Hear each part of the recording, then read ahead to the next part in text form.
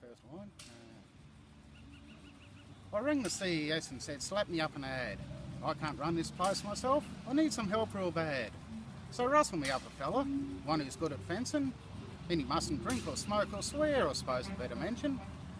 Well, I waited around all morning, pacing up and down the floor. And just as I'd given up hope, a fist rapped at my door. I thought, you bloody beauty, they dug me up a bloke. But when I threw the door back, well, I nearly flamin' choked. He stood there in a floral shirt, hands upon his hips, permed hair past his collar and lipstick on his lips. He carried a paisley saddle and a little embroidered bag. I thought to myself, oh God, they sent me a funny-looking farmhand. Hi, he said, I'm Tony. I've come here for the job. I stood there flabbergasted and foolishly opened my gob. I said, only women and movie stars with earrings in their ears. And I can't recall seeing a movie of yours about this year. Oh, that's discrimination, he said. This is a land of the free. And nobody else has come for the job, so looks like you're stuck with me. Well, he had me over a barrel, not literally speaking, of course.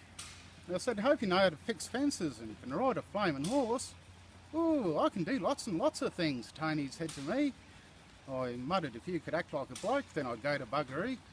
Okay, well, I shouldn't have said that either, but my head was kind of reeling. Out here in the bush, mate, men are men. Except a few sheep farmers from New Zealand.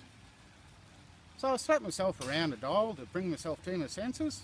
Said, grab your saddle and get on a horse and I'll show you these broken fences. So off on the flint-hard track we rode at a casual loping pace. Tony sat upon the dappled grave, the smile plastered over his face. I kept away from the neighbour's fence and up the middle I went, for if anyone saw my new farmhand, hell, I'd die from embarrassment. To pick up the pace, I grabbed the reins and slapped leather across the flank. Oh, lucky horse, squealed Tony. You certainly know how to spank. Well, it's a shock for a bush-bred lad like myself to encounter a fella like Tony. So I turned my head around backwards to keep an eye on his punts on his pony. Because if he had any funny business in mind, well, I wouldn't give him the chance. And because my head was turned backwards, I never saw the branch. It whacked me in the back of the scon with a fearsome bloody force, knocked me backwards bum over head and off the back of me horse. I rolled towards a steep incline and down the side I fell. And that's when Murphy's Law came into play, as I fell down the old farm well. Oh, I lay there battered and broken, a bruised and bloody dreck. I thought the day started off with breaking me pride and it's finished by breaking me neck.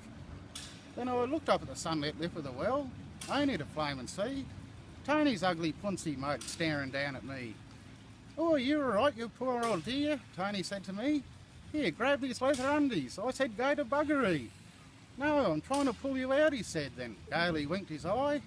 I said, you ain't pulling me nowhere, mate. I'm staying down here till I die.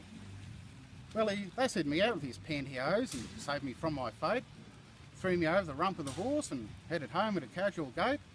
But by then the neighbours had gathered to poke ridicule at my pains. Look, a horse's bum, on a horse's bum, with a horse's hoof at the reins.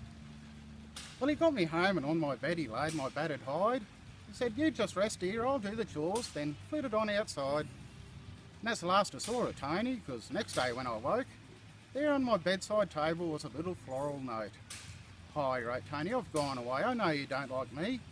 I've fixed your fences and done your chores and made you a pot of tea.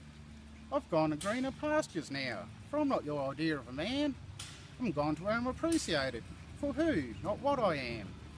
Hell, I never felt so guilty. I wanted to run away and hide, until I pulled my boots on and bloody walked outside. He strung my flaming fences up like a fancy macrame noodle. My poor old faithful cattle dog was clipped like a punsy poodle. He'd painted the dunny nipple pink and painted the farm ute beige. He shampooed and blow-dried all my sheep. I flew into a rage. My tractor had become a Mardi Gras float, so I went inside in a huff, only to find that pot of tea he made was that chamomile bloody stuff. So again I rang the CES and said, slap, send me out a bloke. One who drinks and swears and farts and loves to have a smoke. So they sent me out a fella who was rough and tough and mean. And he stood in a doorway and said to me, G'day, my name is Eileen. That's Neil MacArthur's Gay Farmhand. Fantastic, isn't it? That's good. That's a classic.